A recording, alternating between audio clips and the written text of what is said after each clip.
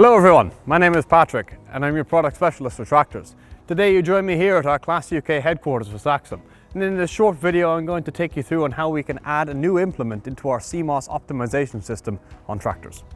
So, you join me back up in the cab of our CEMOS C-Matic class tractor. Again, in this video looking at our optimization system on board.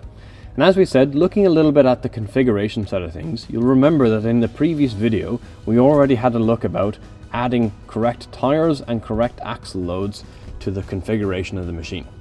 In this video we're having a look at the implement data, and at the moment you'll see that we have no implement selected. Our CEMOS system works in tandem with our implement management system on board on the machine. Now for today's example I'm going to set it up for pulling a horse tiger. Now I know that my horse tiger is already 4.2 meters wide, and I lift and lower the machine using sequence number 1 to lower and sequence number 2 to lift. So our start and stop counting conditions for area recording. From there then, to add a profile for the machine, I come into my implement management submenu and I can tap on my plus icon. I can type in the fact that it is a tiger as the name. From there then I've created a basic profile. I can then further define it by giving it a brand so that I know it is a horse tiger. And from there then I can further subdivide it by telling it that it is a cultivator and not a set of mowers, for example. So basic information here so far.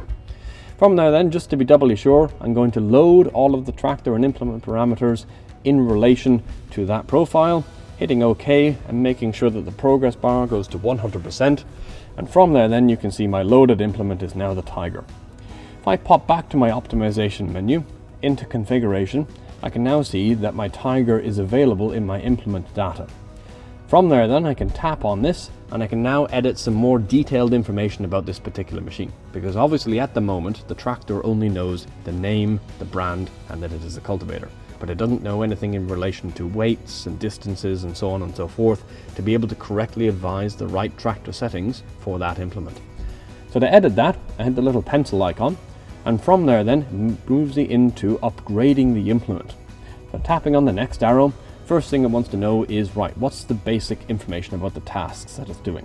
So the main task, tapping on that, I can choose from either arable, forage or transport. So I know that my horse tiger is a cultivator, so I'm going to choose arable. Then the subtask, right, if it's an arable implement, what kind of job is it doing within the arable sector? Again, it's a cultivator, so I know that it does soil cultivation tasks. From there then I tap onto my next page. It then wants to know, right, okay, it's a cultivator, but what type of cultivator? So if I tap on the implement type, you can see there's various different things, for example, plows, subsoilers, power harrows, so on and so forth. But I know that my horse tiger is a general type of cultivator with tines and discs and so on and so forth. So I'm going to choose cultivator in this example here. Tapping on that and then tapping to the next page. Now it wants to know some more information about the machine itself. So, is the machine mounted to the front of the tractor? So we can choose no here.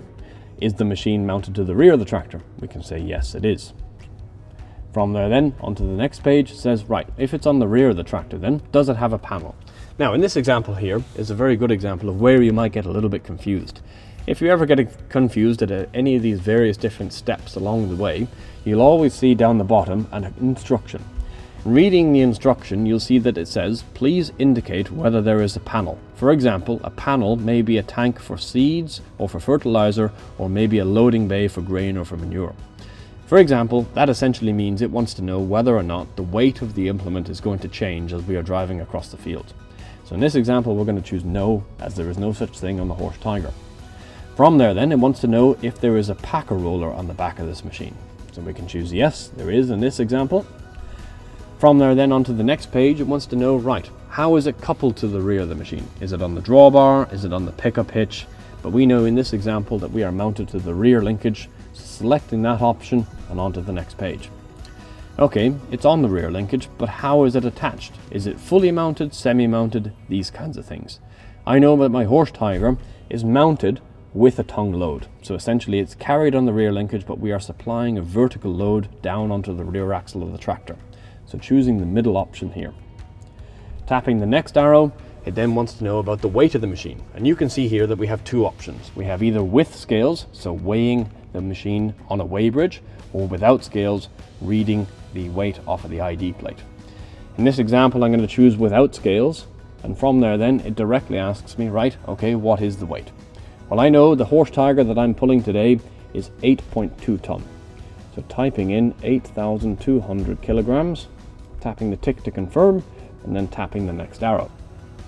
It then wants to know what is the distance from the link arms of the tractor to the implement's center of gravity. So I've measured this earlier on already today with a tape measure, and I know that that distance is 5.8 meters.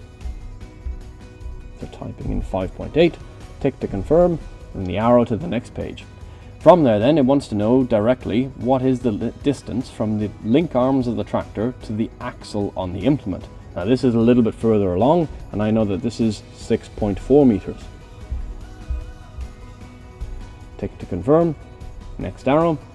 It then wants to know what is the distance from the link arms of the tractor to the center of the cultivation tools. So again, that'll be a mixture between the discs and the tines. And I know that this is a little bit short of this distance. It is actually 5.2 meters. Tick to confirm, next page. And the last distance that it wants to know is the overall distance from the link arms of the tractor all the way to the packer roller at the back. And again, I know that this is a little bit longer, this one, and this is actually 8.2 meters. Tick to confirm, tapping the next arrow. From there then, it knows all of the distances about the machine, but it wants to again understand what pulling forces it's going to put on the tractor. And it wants to know if we have any support wheels at the front end of the implement. So we know that we have no such thing on this particular machine, so we choose no, and on to the next page. And lastly, the last thing it then asks is there a traction increaser equipped on this implement? And we choose no. Again, reading the instruction if you ever get confused. Tapping the next arrow, it then says data entry is fully successful and completed, so we can tap the tick to confirm on the top right hand side.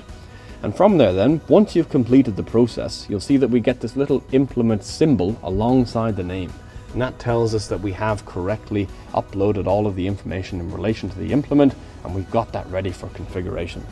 Now from there, between setting up our implement data here, the tires in the middle and the axle loads, that is our configuration done. And we'll never really need to look at that again unless we need to add a new implement or change the tires in a couple of years' time, for example. So essentially, the configuration menu is done and dusted. That's it, done. We don't need to look at it again. From there then, the day-to-day use will be in the overview and the optimization menu, which we'll have a look at in another video. So, thank you for watching, everybody. If you have any further questions about anything you've seen in today's video, don't hesitate to contact your local dealer.